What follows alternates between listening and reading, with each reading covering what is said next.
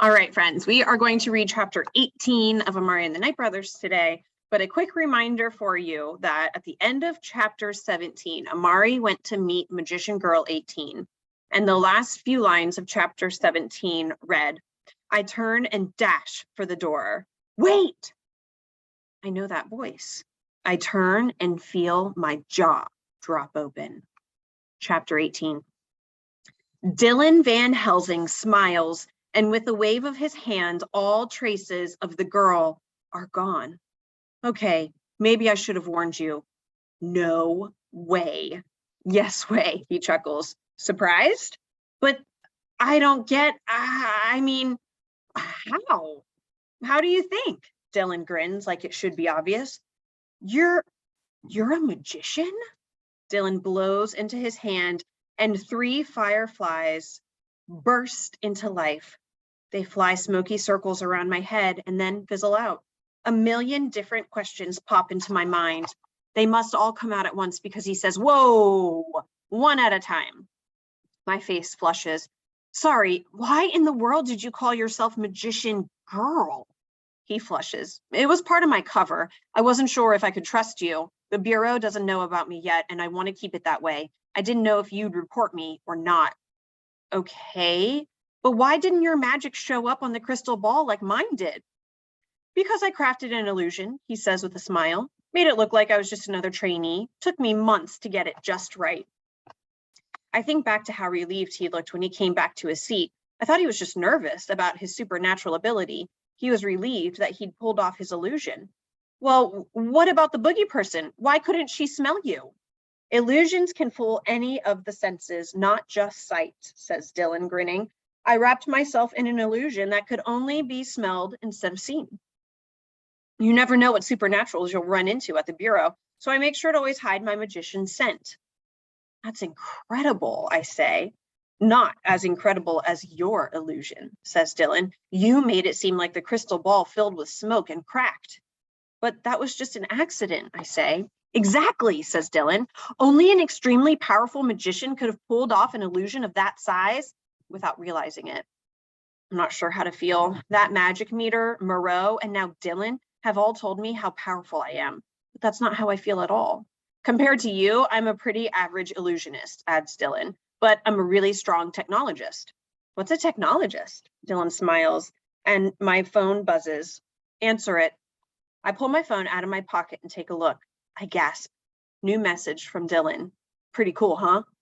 No way. I can't help but smile. That's so cool. Isn't it? Says Dylan. Magic isn't the curse my dad and everybody else at the Bureau make it out to be. I'll bet they gave you that whole speech about how too much magic turns you evil, blah, blah, blah. Am I right? I just nod. Well, nobody gave the Night Brothers their magic. They were born magicians. Moreau said I'm probably a born magician too, I say. The idea that I've always had magic seems so impossible. So it's true then. I overheard my dad talking to the chief about you going to Blackstone to meet with Moreau. Yeah, I say. He claims there's some big plan to destroy the Bureau, kind of like what that boogie person was saying. Remember what you said about Moreau's apprentice wanting to make a trade for Vanquish? Well, it wasn't just to free Moreau. It was to obtain some kind of destructive power too. Something Moreau says was taken from him. Dylan starts to say something, but then stops himself. What? I say. Do you know what it is? I might, he says. Some magicians believe that the Night Brothers created their own spell book, something called the Black Book, supposedly the most powerful spells a magician can wield. Vladimir was probably the strongest weaver the world's ever seen. Weaver? I ask. It's a kind of magician, like an illusionist or a technologist. They weave together new spells. It's why the Night Brothers were so powerful. They were a perfect team. Vladimir created the spells and Moreau carried them out. After Vladimir's defeat, the Black Book was supposedly locked away in the Great Vault in the Department of Supernatural Investigations. If it's even real. From the way Chief Crow and Agent Fiona acted, it sounds like it could definitely be real. Do you think it might contain spells that could destroy the Bureau? Dylan shrugs. But I can tell you one thing, they'd be far beyond the abilities of an ordinary magician. You'd need to be incredibly magical to even use them, like born magician magical, like Moreau himself, or I look up to meet his eyes. Or like me? He nods. I shiver. What makes a born magician so special? Dylan leans back in his chair. Born magicians are really rare. The Knight brothers are the only ones I've ever read about. It's like nature itself chose you to be a magician. The rest of us inherit our magic from another magician. But how can we be sure I'm a born magician? Couldn't someone have given me their magic without me knowing? Not exactly, he replies. The apprenticeship spell isn't the kind of thing you'd forget. It's pretty intense, and it binds you to that magician forever. You two basically share the same magic. Who gave you yours? Dylan sighs and runs his finger through his hair. I'm going to trust you with another really big secret, okay? I'm only telling you this to prove that being a magician doesn't automatically make you a bad person.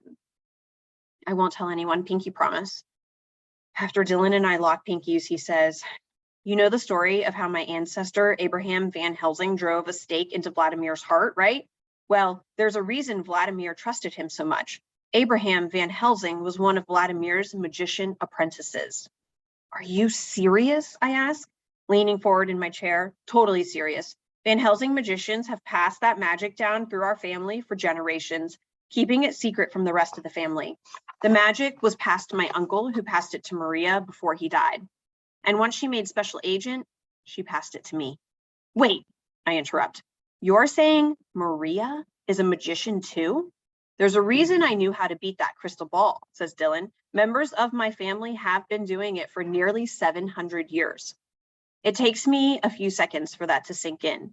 So we aren't the first magicians to join the Bureau? Not even close. And not one of the magicians in my family went on any terrible crime sprees. They were as normal as anyone else. If anything, they used their magic to make themselves better at their jobs. It sucks that people hate magicians so much that they had to take their secret to the grave, though. Did Quentin know about Maria being a magician? I don't think so, says Dylan. We really aren't supposed to tell anyone. That's an awfully big secret to keep. It means a lot that Dylan told me. I so want to believe him when he says that I don't have to be the awful thing people say I am. But magicians are known for their crimes. And Moreau? Then why do the bad magicians go bad? Beats me, Dylan replies. Maybe they get tired of being automatically hated because of the Knight brothers and they just snap. Doesn't it make you angry how Lara and the other junior agent trainees treat you? It's one of the reasons I took a risk and messaged you. I couldn't stand the thought of you believing the hateful stuff the supernatural world wants you to believe. We're different from every other person in the Bureau, but that just makes us special. I smile. Where did you learn all this? You probably know from my sister that my family has money. Rather than spend it on dumb shopping trips, I buy up whatever I can find about magicians. My parents think I'm going through a phase, or at least that's what they're hoping. My dad is so paranoid about it, he forbade me from talking to you. It's why I haven't exactly been the most outgoing person whenever my sister is around. She'd rat me out in a heartbeat. He pulls a small book out of his jacket. Bought this book of spells at a collector's auction last year. It once belonged to Madame Violet, one of the most famous illusionists who's ever lived. Dylan hands the book to me. It looks like one of those fancy leather diaries. It even has a little golden key attached by a string of black velvet. I feel nervous just holding the thing. Dylan's expression turns serious. The secret is a really big deal to me and all the magician Van Helsings that came before me. We aren't even allowed to tell the non-magician members of our family what we are. And believe me, my mom and dad would freak if they knew the truth about me and Maria. I guess I'm asking if you're somebody I can trust. I lower my eyes and think, not until right now do I realize just how much I've needed a magician friend, someone who understands what it's like. I smile. You can definitely trust me. Dinner time is almost over by the time I get back to my room. Elsie is probably still in the food court. If Mama were here, she'd tell me to get my butt down there and put something in my belly, especially since the first tryout is tomorrow. There's no way I can pass up a chance to see what the spell book has to offer. For as much trouble as it's caused me, I'm so curious to know what kinds of things I can do with my magic. I practically sprinted the whole way here. I plopped down onto my bed and popped the key into the tiny lock on the book's gold clasp. But the key doesn't work. I try again and again, but the thing just won't open. Did Dylan trick me? There I go, not trusting him again. He took a big chance telling me a secret. There has to be a way to get this thing open.